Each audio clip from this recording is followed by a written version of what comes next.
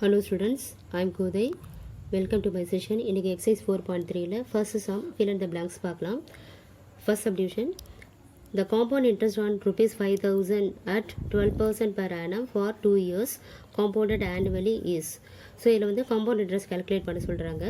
இதில் வந்து பிரின்சிபல் வந்து 5,000 கொடுத்துருக்காங்க. ரேட் ஆஃப் இன்ட்ரெஸ்ட் வந்து 12%. அதை ஆக்சுவலி பார்த்தீங்கன்னா இங்கே பேர் ஆனம் கொடுத்துருக்காங்க. அதை ஷார்ட் ஃபார்மில் கொடுத்துருக்காங்க. ஒரு வருஷத்துக்கு அவங்க கொடுத்துருக்காங்க interest rate. For 2 years number of இயர்ஸும் கொடுத்துட்டாங்க.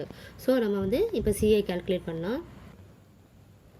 So first sum so P into 1 + r by 100 the whole power n இந்த ஃபார்முலா தான் யூஸ் பண்ணுறோம்.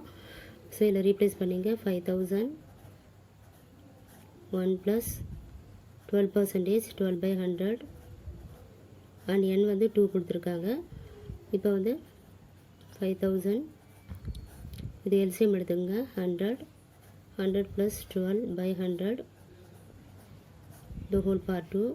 ஸோ 5,000 இன்ட்டு இதை ஆட் பண்ணிங்கன்னா 112 வரும். 112/100 the whole square. So 5,000 into 112/100 into 112/100. So இந்த 2 0 கேன்சல் பண்ணிடலாம். இந்த ஒரு 0 இங்கே கேன்சல் ஆகிடுது. 5 டேபிள் இது 1 டைம், இது வந்து 2 டைம்ஸ். ஸோ இதை திருப்பி கேன்சல் பண்ணிங்கன்னா 2 டேபிள் 56 வரும். 56 into 112 பண்ணிங்கன்னா உங்களுக்கு வந்து பார்த்தீங்கன்னா 6272. ஆக்சுவலி இது வந்து அமௌண்ட்டு நம்ம கேல்குலேட் பண்ணியிருக்கிறது அமௌண்ட்டு. ஸோ நம்மளை வந்து காம்பவுண்ட் இன்ட்ரெஸ்ட் கேட்குறாங்க. இதுக்கு ஃபார்முலா பார்த்தீங்கன்னா amount minus principal. So amount வந்து பார்த்தீங்கன்னா 6272 மைனஸ் 5,000 பண்ணிங்கன்னா உங்களுக்கு 1272. எப்பயுமே இன்ட்ரெஸ்ட்டு சேர்ந்து தான் உங்களுக்கு இதில் வரும். ஸோ பிரின்சிபல் மைனஸ் பண்ணால் தான் உங்களுக்கு காம்பவுண்ட் இன்ட்ரெஸ்ட்டு நம்மளுக்கு கிடைக்கும். ஸோ 1272 உங்களோட answer. So Ruby 1272. Okay students, formula ஞாபகம் வச்சுங்க. ஃபார்முலாவில் எல்லாமே replace. Subdivision the compound interest on rupees 8,000 at 10% per annum for 1 year compounded half yearly. So statement வந்து ஆஃப் இயர்லி ஞாபகம் வச்சுங்க. ஸோ நம்ம அதோட ஃபார்முலாவை யூஸ் பண்ணணும். ஸோ பிரின்சிபல் 8,000 கொடுத்துருக்காங்க. 10% இது வந்து ரேட் ஆஃப் இன்ட்ரெஸ்ட் கொடுத்துருக்காங்க. நம்ம வந்து சிஐ காம்பவுண்ட் இன்ட்ரெஸ்ட் கால்குலேட் பண்ணலாம். ஸோ இதுக்கு பார்த்தீங்கன்னா நம்ம வந்து ஃபார்முலா வந்து P into 1 + r by 100. Sorry, இங்கே வந்து 200 போடுவோம் இல்லையா. ஆஃப் இயர்லிக்கு 200, இங்கே 2n வரும்.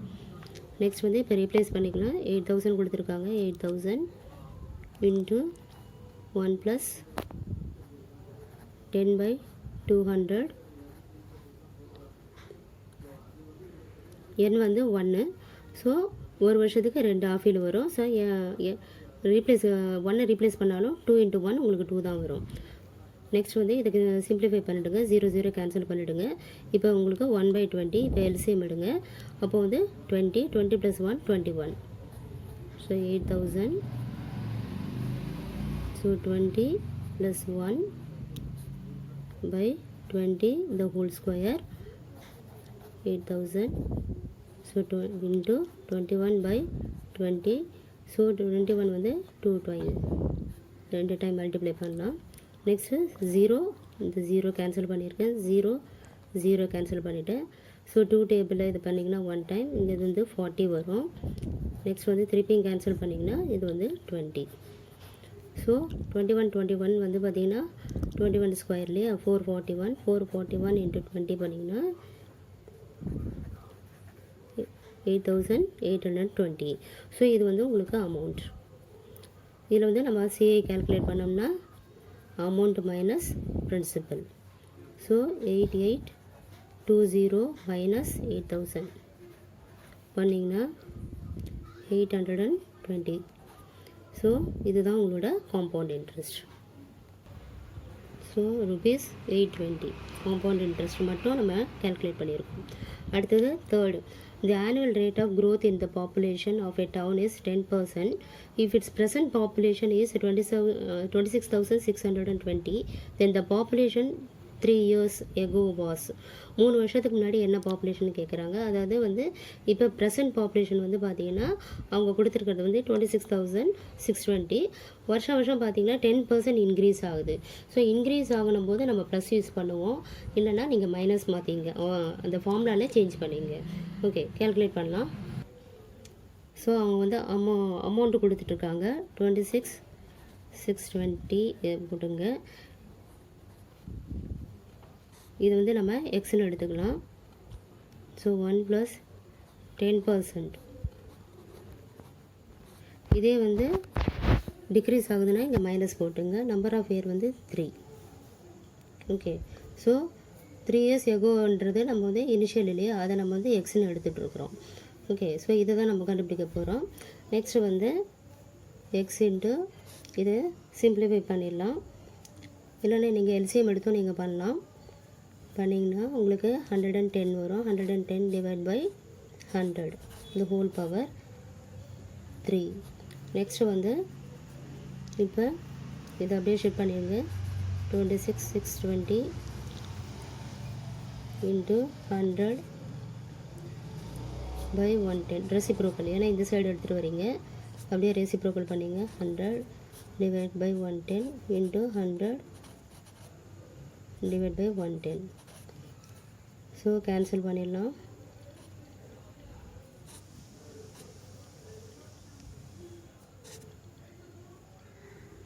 ஓகே,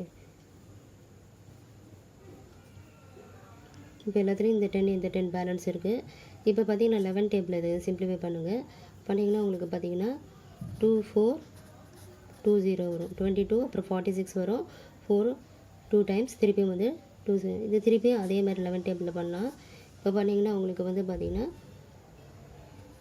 220 வரும். திருப்பி இந்த 11ல் கேன்சல் பண்ணிங்கன்னா உங்களுக்கு வந்து 20 வரும். ஸோ 20 எல்லாத்துலேயும் பார்த்தீங்கன்னா ஒரு 1000 இருக்குது. 20 × 10 × 10 × 10 1000. ஸோ 20,000. இந்த பாப்புலேஷன் வந்து பார்த்திங்கன்னா 20,000 பீப்புள் இருந்திருக்காங்க.